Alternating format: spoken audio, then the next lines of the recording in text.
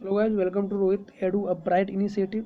मैं रोहित इसको आज इस टॉपिक पर बात करेंगे, वो भारतीय संविधान की विशेषताएं, जो कि इंडियन पॉलिटी का एक बेहतरीन टॉपिक है। तो निश्चित रूप से इस वीडियो में आप लोग को बहुत कुछ सीखने को मिलेगा। तो आइए स्टार्ट करते। तो सबसे पहले हम बात करेंगे इसकी प्रमुख विशेषताओं की। तो देखिए, जो भारतीय संविधान की अनेक विशेषताएं जो इसे विश्व के अन्य संविधानों से एक अलग पहचान देती है। इसके अगर प्रमुख विशेषताओं की बात करें तो स्टार्ट करें तो यह लिखित एवं विस्तृत संविधान है। और इसके साथ ही भारतीय संविधान एक विशेष संविधान सभा द्वारा निर्मित एवं लिखित संविधान है।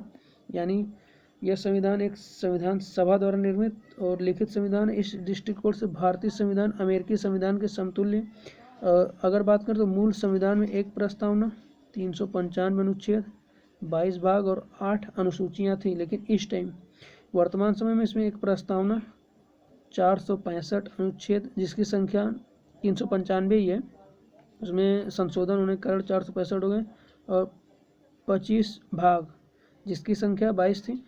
इसमें 12 अनुसूचियां हैं। अगर देखें तो हम किसी भी देश का संविधान इतना विस्तृत नहीं, इतना बड़ा नहीं है। भारतीय संविधान की जटिलता के कारण ही कुछ लोगों ने इसे वकीलों का स्वर्ग, लॉयर्स पैराडाइज कहा है। यानी वकीलों का स्वर्ग, इसकी जटिलता के कारण। देख ही रहे हैं कि वकील लोग कितना कमा लेते हैं।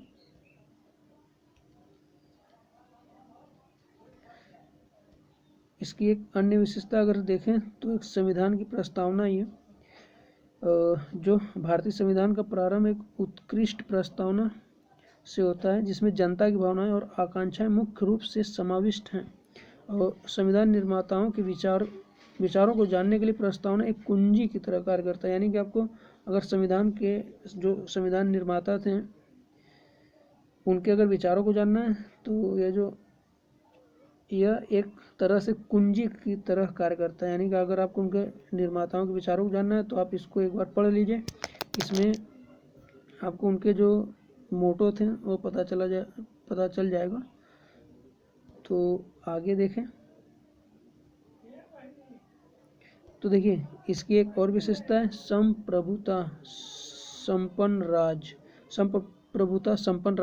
अगर हम बात करें कि संप्रभुता संपन्न राज हम किसको बोलते हैं, यानी संप्रभुता संपन्न राज हम किसे कहते हैं, तो जो अपनी आंतरिक एवं वैदेशिक नीतियों को स्वयं निर्धारित करता है तथा बाह्य नियंत्रण से सर्वथा मुक्त हो। और इस संबंध में भारत पूर्णतः स्वतंत्र, यानी जिस पर न तो आंतरिक और न ही बाहरी रूप से किसी अन्य देश का राज्य हो। वह अपनी आंतरिक तथा वैदेशिक नीतियों से स्वयं को निर्धारित करता हो।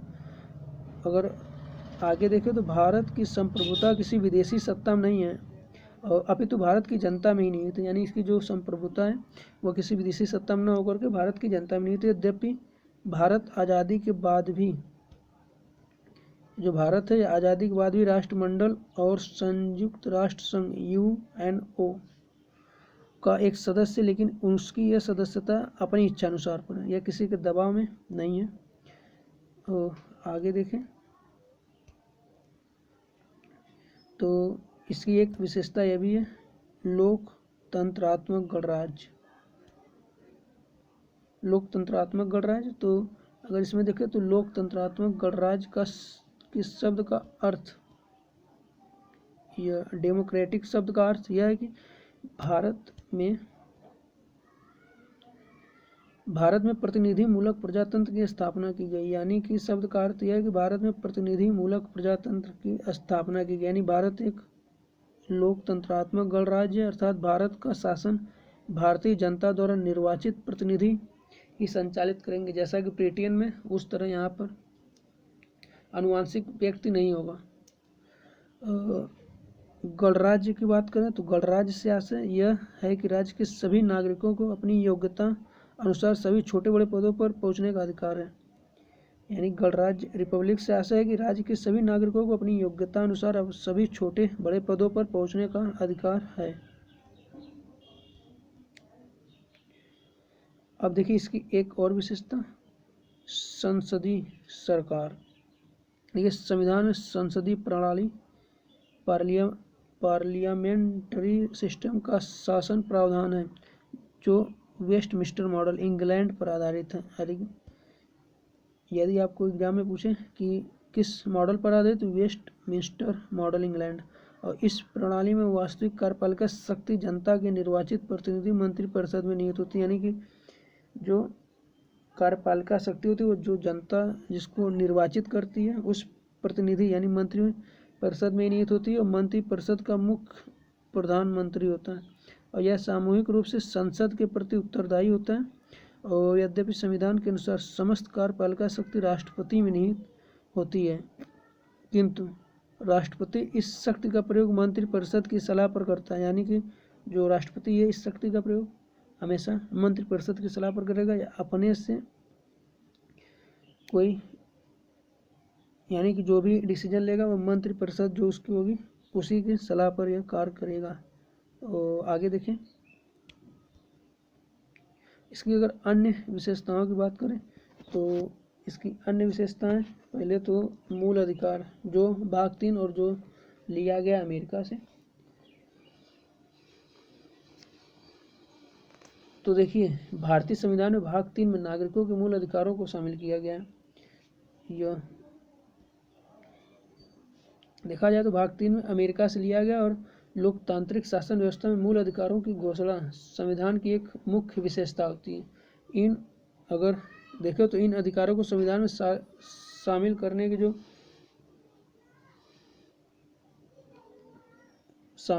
की अमेरिकी संविधान से मिली।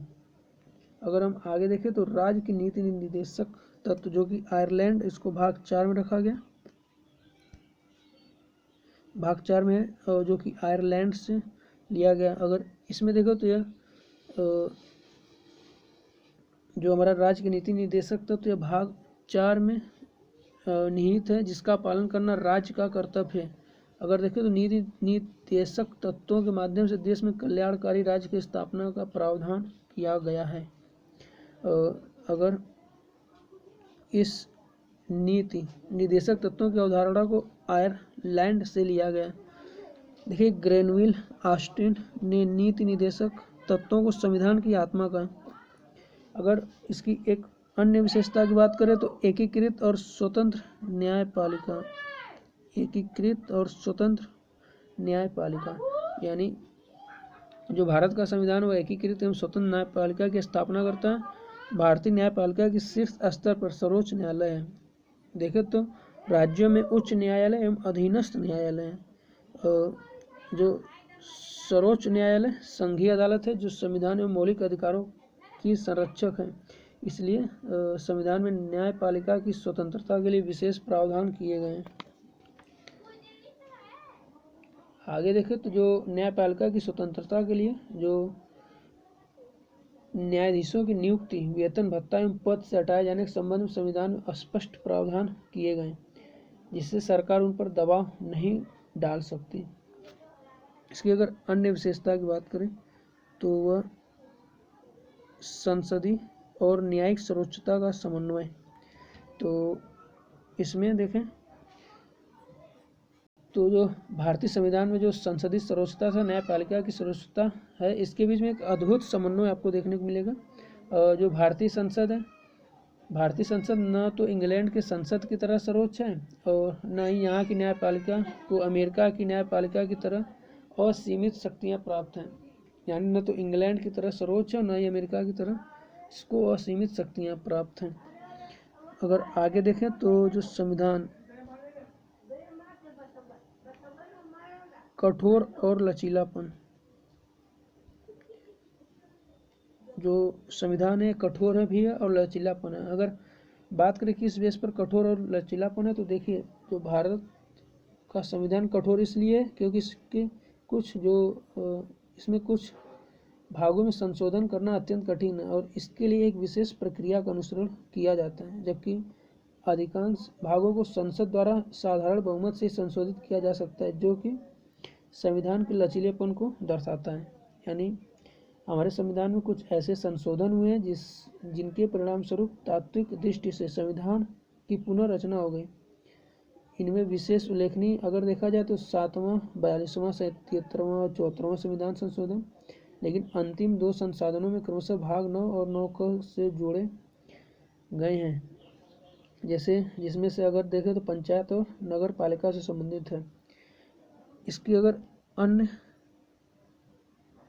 विशेषता की बात करें तो एकल नागरिकता। देखिए इसमें तो पहली बात जो भारत की जो नागरिकता वो एकल है, या अमेरिका की तरह द्विद्वारी नागरिकता यहाँ पर नहीं होती। जैसे अमेरिका में है कि एक संघ और दूसरी राज्यों की होती है, लेकिन इंडिया में भारतीय जो भारत है उसमें कोई एकल नागरिकता सिंगल सिटीजनशिप को मान्यता प्रदान है। जो भारत का हर नागरिक है, केवल भारत का ही नागरिक है, न कि किसी प्रांत या राज्य का। अगर इसके हम आगे बात करें तो यह वयस्क मताधिकार, यह भी एक विशेषता है।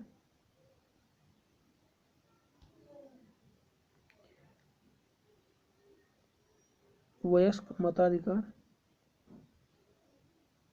यह वयस्क मताधिकार तो देखें तो जो संसदीय शासन है इसकी जो व्यवस्था है जिसमें देश का प्रशासन जो जनता द्वारा निर्वाचित होते हैं, जनता द्वारा जो निर्वाचित होते हैं उनके द्वारा किया जाता है। लेकिन संविधान का जो प्रत्येक वयस्क नागरिक है उसको मत देने का अधिकार प्रदान है। अगर वह देखिए तो संविधान के लागू होने के समय मतदान का अधिकार केवल उन्हें प्राप्त था। लेकिन देखिए जब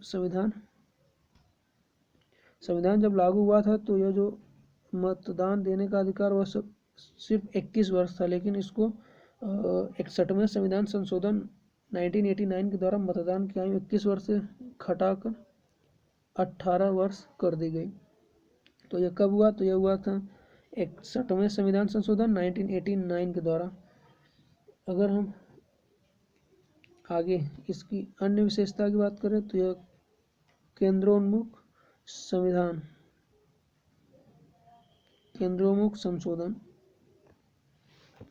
देखिए केंद्रोन्मुख संविधान, तो अगर इसमें बात करें तो भारतीय संविधान की एक महत्वपूर्ण विशेषता है कि यह संघात्मक होते हुए भी विकेंद्रीकरण की प्रबल प्रवृत्ति होती है।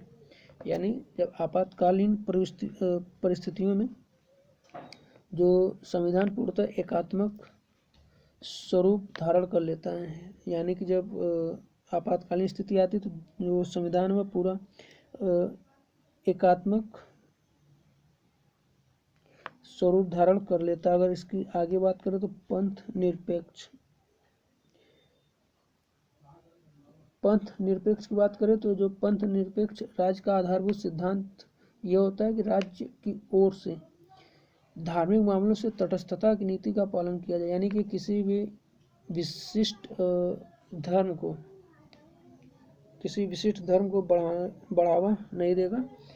भारत एक धर्मनिरपेक्ष राज्य इसलिए है क्योंकि संविधान किसी धर्म विशेष को भारत राष्ट्र के धर्म के तौर पर मान्यता नहीं देता, यानी कि भारत राष्ट्र के धर्म के तौर पर किसी भी एक विशिष्ट धर्म को मान्यता नहीं देता।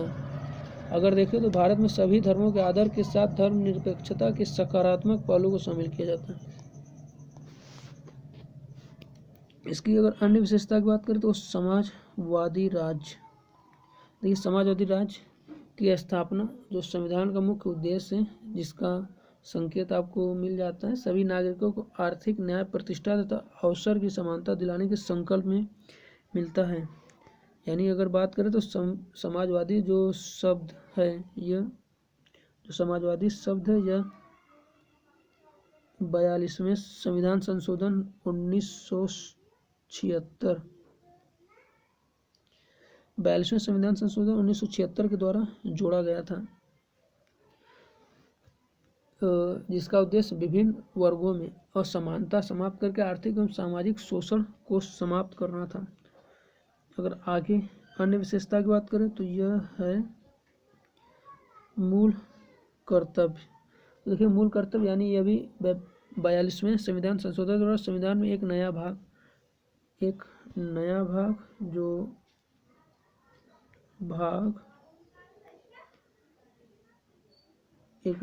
जोड़ा गया था, भाग 4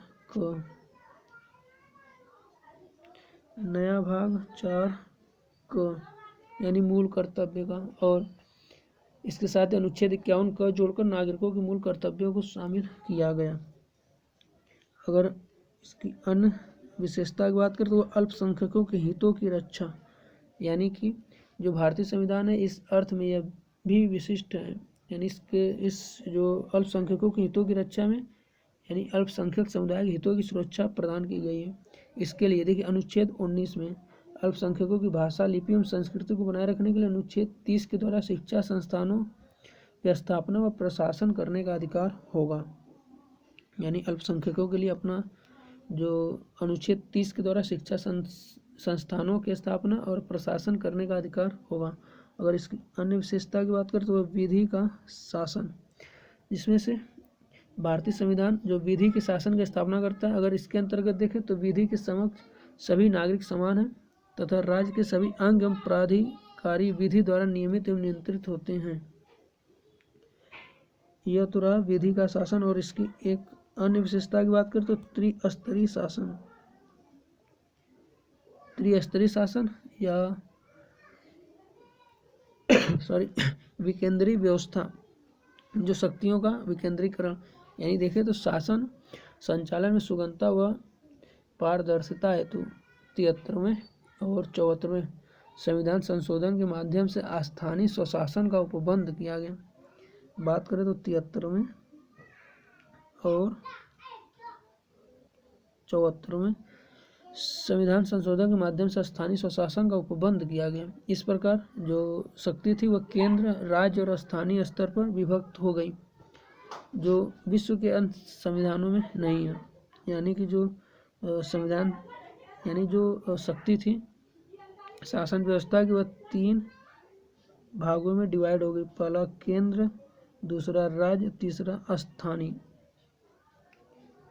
स्थानीय स्तर पर। तो यह रहा हमारा आज का टॉपिक, संविधान की विशेषताएं। अगर वीडियो पसंद आया तो लाइक करिए, शेयर करिए, सब्सक्राइब करिए। धन्यवाद।